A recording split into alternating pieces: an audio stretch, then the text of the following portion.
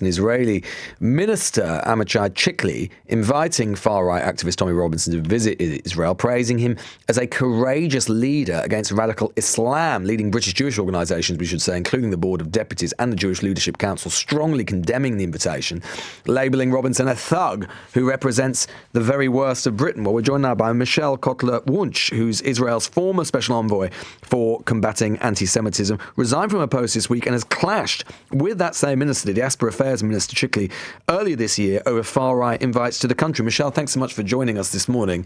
To many of us in Britain, this seems an extraordinary turn of events, perhaps less extraordinary to you who's been following it closely. Is this part of a pattern? I think it's part of a lack of understanding, including in Israel, that anti-Semitism has one definition, whether it comes from the extreme right, the extreme left, the extreme Islamist, the International Holocaust Remembrance Alliance definition of anti-Semitism. The result of a very long democratic process that was adopted by more than 40 countries, including the UK, across institutions and many of the universities in the UK, enables to identify and combat anti-Semitism for precisely what it is, which is the predictor of extremism, as I said, no matter where it comes from.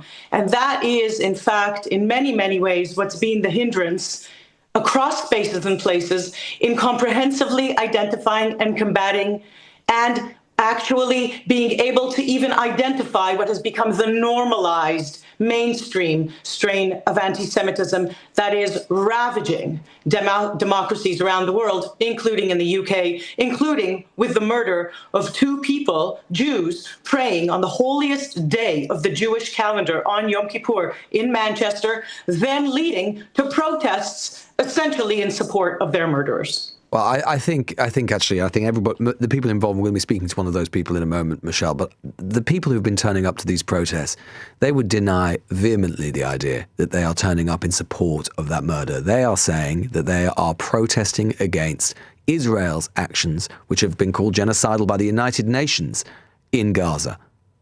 Let's be very clear. Genocide has a definition. The fact that the United Nations and its agencies and institutions, and I'm going to say the human rights infrastructure. Yes, Michelle, but just I know that. But you accuse those people of supporting that murder. On what basis do you say that? Please allow me to respond. Genocide has a definition.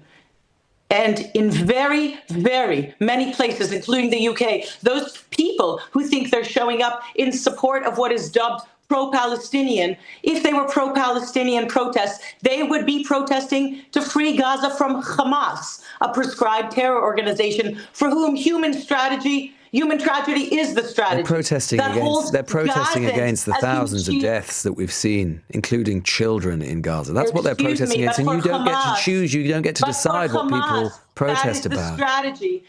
Look, I came on today to make very clear that those protests are, in fact, enabling the continued war in Gaza, the continued holding. So it's the protesters' fault that Netanyahu keeps the war going.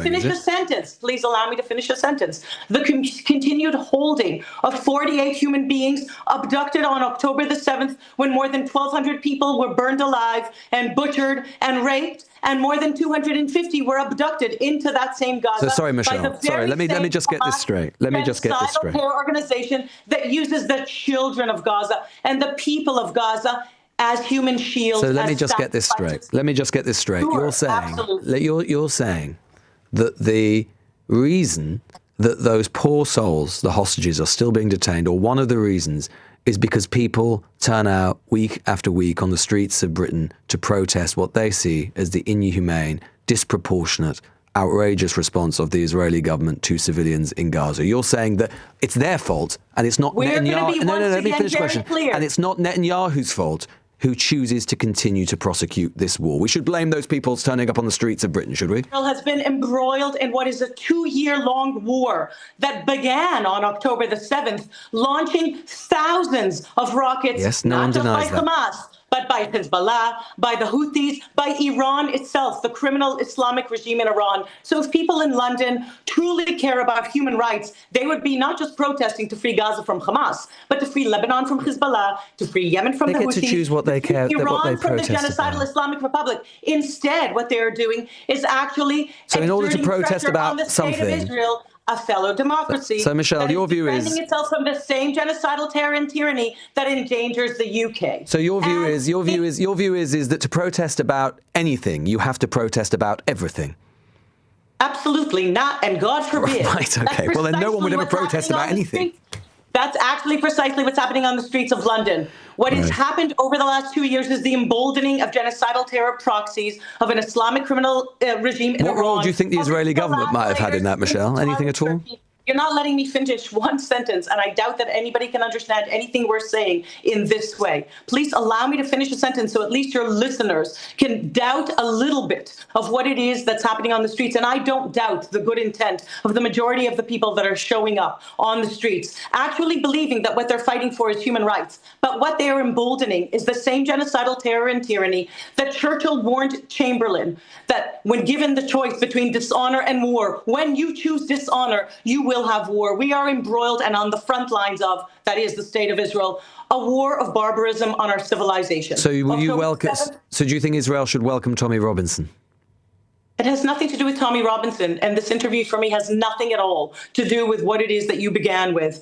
Tommy Robinson and many others have to utilize the IRA working definition of anti-Semitism to identify the anti-Semitism in their own backyard, if you will, if they're actually committed to combating anti-Semitism. That is the test, because as I said, it's interesting how the far or extreme right, the far or extreme left, the far or extreme Islamists intersect at that ever-mutating, lethal, viral hate that is anti-Semitism, that the IRA definition actually enables to identify all strains. One final thing, Michal. Whether they are the traditional strains or the new strain, modern strain, just the anti-Zionist strain that has systematically and for decades demonized, delegitimized, and applied double standards to the state of Israel, the Jew among nations. One final thing, Michal. One final thing, Michal. You say you don't doubt the intentions. I will just note that you began this interview by alleging that people who are turning up to those protests are celebrating and doing so, supporting the heinous events that happened in Manchester. That is clearly. What is it that you think I'm just repeating what you said. The brutal murder of anybody else would actually justify protests that celebrate those murderers? They didn't celebrate those murders, Michal. Well, then clearly you're just going back on what you yourself just said when you said you don't doubt the intentions of many of those people, because once again you've alleged without any evidence, as far as I can tell or see, that those people are supporting the murders that we saw in Manchester. So that's completely outrageous. That's completely outrageous. But I just wanted to ask one final question. Is in fact the if you wouldn't mind, before shouting. Because you asked me a question. No, I didn't ask you a question. I gave the audience a piece of information. I just want to ask you one final question, which is you have been quick to assign blame for the extremism that we're seeing, and indeed for the continuation of the war itself in a way that I don't quite follow, to the people who have been turning up on the streets of Britain week after week in protest as to what's happening in Gaza. What role, if any, do you assign to the Netanyahu government for A, continuing that war and for the hostages not being released, and secondly, for the rising extremism that we're seeing, because many, many people believe, and many international institutions say, that a genocide is being committed in Gaza, that the response has been disproportionate. So what blame do you think the Israeli government has in this? Perhaps you'd be able to follow if you allowed me to finish one coherent thought. And worse, perhaps your listeners or viewers would be able to follow if you allow me to finish one coherent sentence. But what I've tried to make accessible to you is that I'm trying to sound the alarms for you in the UK. It is the UK itself and other democracies that have to recognize that it's the UN itself that has enabled its own foundational principles. Oh, so it's the UN's fault, right? Okay. You're not letting me finish a sentence again. To be hijacked, redefined, inverted, weaponized, to demonize, delegitimize, and apply double standards to the Jew among nations. But as always with anti-Semitism, what starts with the Jews never ends with the Jews. And ever-mutating lethal hate, as the former chief rabbi of the UK explained very clearly, is just the most reliable sign of a major threat to humanity, freedom, and the dignity of difference of all. And maybe it would be good to pay attention to what is actually playing out with Israel on the front lines of a raging war of barbarism on our shared civilization, and not be caught up with what you may think that you understand and you know better than Israel, that's been engaged and fighting prescribed terror organizations and their patrons, Qatar, and their Islamic Republic of Iran, that actually does the very same thing to the people of Iran that have been betrayed over and over by democracies. And all that we've seen on the streets is not pro-Palestinian, but anti-West, anti-democracy, anti-human rights, and anti-Semitic protest. Michal, I'm grateful to you. people will make up their own minds as to how much of that they felt was coherent or not, regardless or not of whether I let Michelle finish the sentence there. I would say, of course, as well, that some people might consider the attacks that we've seen on civilians in Gaza and the deaths we've seen in civilians in Gaza hard to reconcile with the idea of that being a civilizational struggle. But that is the contest, which is I can see her still talking